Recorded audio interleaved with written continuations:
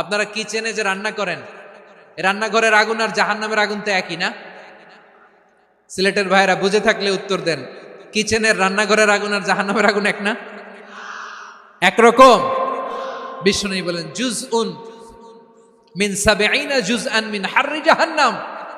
জাহান্নামের আগুন দুনিয়ার আগুনের চেয়ে কমপক্ষে 70 গুণ বেশি তেজওয়ালা। জাহান্নামের আগুনকে আল্লাহ নাম দিয়েছেন নারুল্লাহ।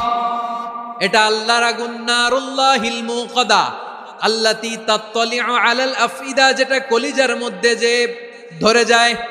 দুনিয়ার আগুন হাতে লাগলে হাত জ্বলে, পায়ে লাগলে পা জ্বলে। জাহান্নামের আগুন দেহের যেই জায়গায় লাগুক না কেন সাথে সাথে কলিজাটা জ্বলে ছাই হয়ে যাবে।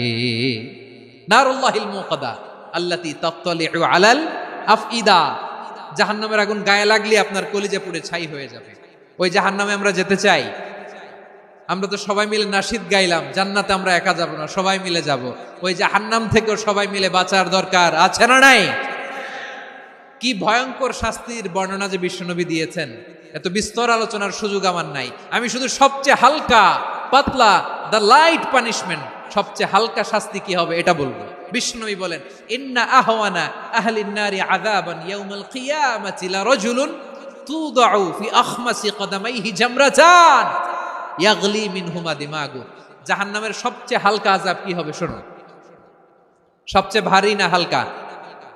সবাই বলুন, জাহান্নামের সবচেয়ে কঠিন আযাব না হালকা?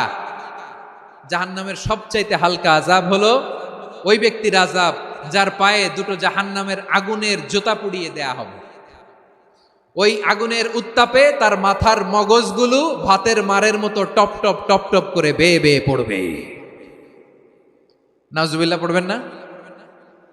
আচ্ছা প্রিয় সিলেট, আওয়াজ করে বলেন, এইটা যদি সবচেয়ে লাইট পানিশমেন্ট হয়, সবচেয়ে হালকা পাতলা সহনীয় আযাব যদি হয়, তাহলে ভয়ঙ্করতম আযাবের কি অবস্থা হবে? আমরা কি ওই জাহান্নামে যেতে চাই?